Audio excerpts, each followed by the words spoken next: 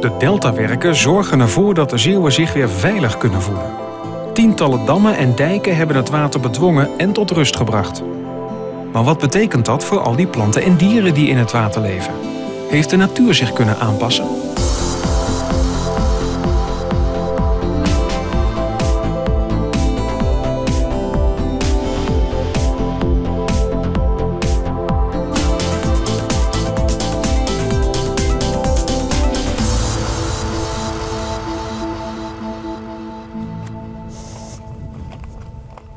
Op de dijk lopen we, vlakbij Burgsluis.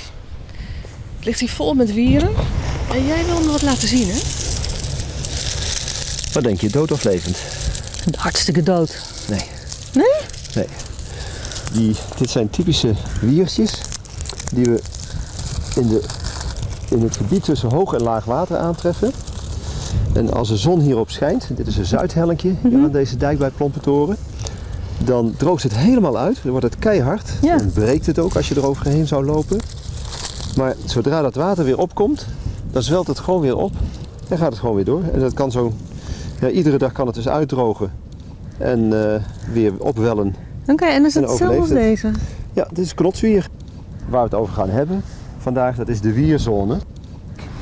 Een hele rijke zone met een enorme hoeveelheid aan planten en variatie ook aan planten. Het ligt er helemaal vol mee, hè? Ja, het is ook een hele dichte vegetatie. Ja. Dat gaat tot, het is nu laag water, maar dat gaat nog een meter of 5, 6 gaat dat door naar beneden toe. Ja.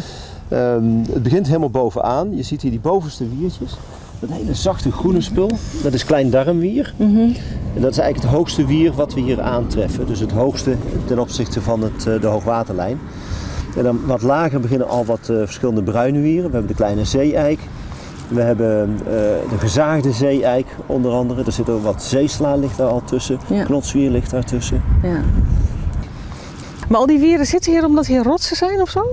Ja, die rotsen hebben ze nodig. Ze hebben geen wortels om zich in het zand in te graven.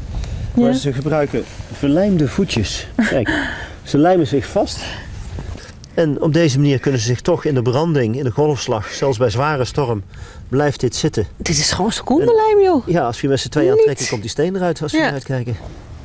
Ja, nou dat hebben ze nodig. Die branding die komt hier tegenaan met storm en wind. Dan hebben ze gewoon dat harde substraat nodig en spoelen ze gewoon niet weg. Sterker nog, de hele wierzone, zoals we dat hier zien op deze dijk, dat zien we ook alleen maar daar waar stenen liggen.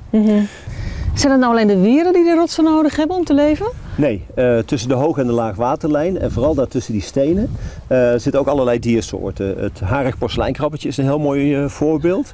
Maar hier hebben we ook al wat zeepokken. En de patella komt hier voor op deze stenen.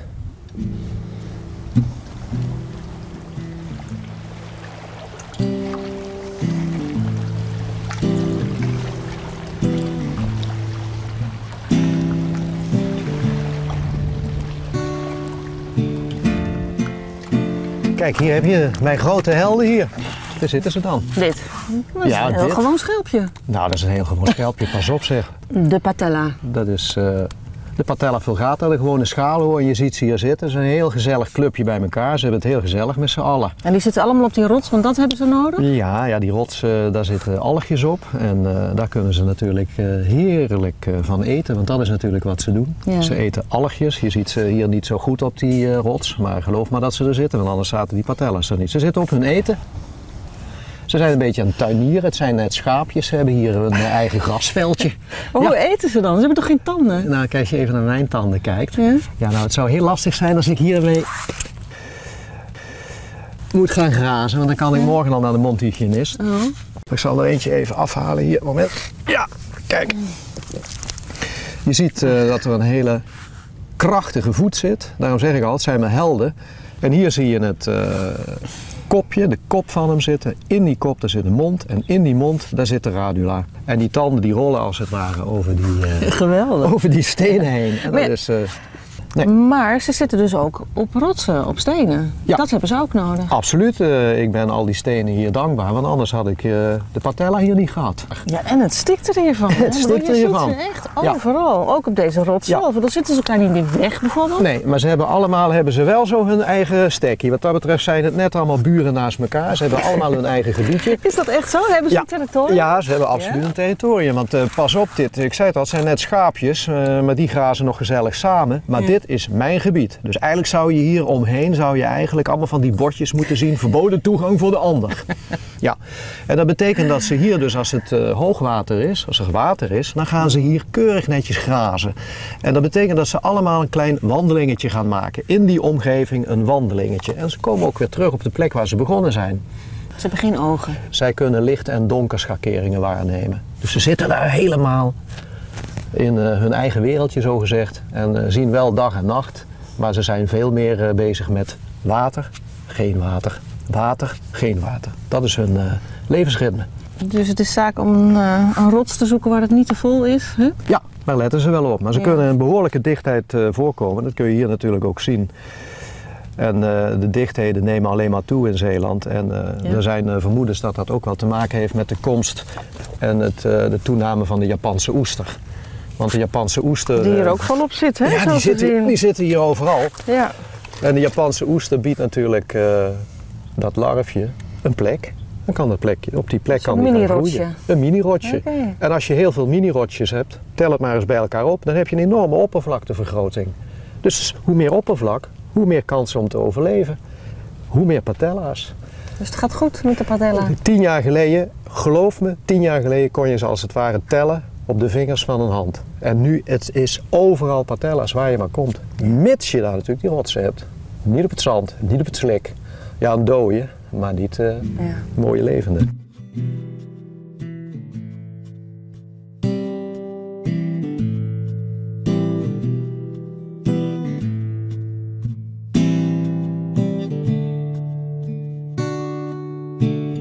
Nou, eens even kijken hoor, Peter, welke we gezien hebben. Gaffelwier volgens mij. Gaffelwier hebben we gevonden, dat is een bruin wiertje. Ah ja. En dat kun je herkennen aan die platte bladeren met op het uiteinde een tweevoudig vertand bladuiteinde. Zie je dat? En de gezaagde zeeeik? Gezaagde zeeeik staat er heel veel. Stevig blad. Ja. Kleine zeeeik. Kleine zeeeik hebben we ook gezien. Dat is met die nerf door het midden. Die zit er ook tussen. Japans bessenwier, die heb ik ook gezien. Japans bessenwier hebben we gezien. Ja. Dat waren die lange draden met die bolletjes erin. Ja. Ja. Ongelooflijk, een heel ander gezicht dan toen we net hier liepen langs de kant. Hè? Toen ze allemaal gedroogd waren, zeg maar. Ja, met laag water dan liggen met name die zeeeiken, die liggen dan uit te drogen. Dan is het als het ware perkament waar je overheen loopt. En dan komt het water weer op en met hoogwater dan zwelt dat weer helemaal op. En dan zijn ze weer helemaal mooi. Dan is het gewoon weer mooi. Het is eigenlijk één grote groentetuin, hè, als je daar zo aan het duiken bent. Nou, bijna alle wieren zijn eetbaar. Of ze lekker zijn, dat is een tweede. Ja. Maar je zou het bijna wel met een soort regenwoud ook bijna, vind ik, waar je doorheen zwemt. Ja. Echt een zeer rijke flora hebben we. Ze zijn ook heel belangrijk. Als je alle wieren en algjes en ook het plantaardig plankton van de zee bij elkaar pakt, dan heb je meer plantaardig materiaal dan alle planten op het land. Ja. Ik zag je trouwens steeds zoeken. Was jij op zoek naar iets bijzonders of zo? Ja, ik was op zoek naar een klein krabbetje, het harig porseleinkrabbetje. En dat harig porseleinkrabbetje, dat is eigenlijk ook zo'n soort die in dat gebied van waar we de wieren zien eigenlijk, waar die thuis hoort. Nou heeft dat porseleinkrabbetje niks met de wieren te maken, maar juist in het gebied tussen hoog en laag water vinden we heel veel wieren, maar dan vinden we ook een aantal diersoorten die helemaal thuis horen in dat wat we noemen intergetijdengebied. Harig porseleinkrabbetje, voor de volgende aflevering. Gaan we naar zoeken. Gaan we zeker vinden. Geweldig. Klein darmwier. Echt darmwier. Ja, zeesla, ook lekker. Warrig vederwier. Ja, en gewoon vederwier hebben we ook nog. Ronswier. Een wildwier. Kwastwier. En het dwergwier, dat is wel heel klein. Veterwier. Gaffelwier die hebben we gehad en de knotswier. Blaaswier. De houwier. Suikerwier, ook lekker.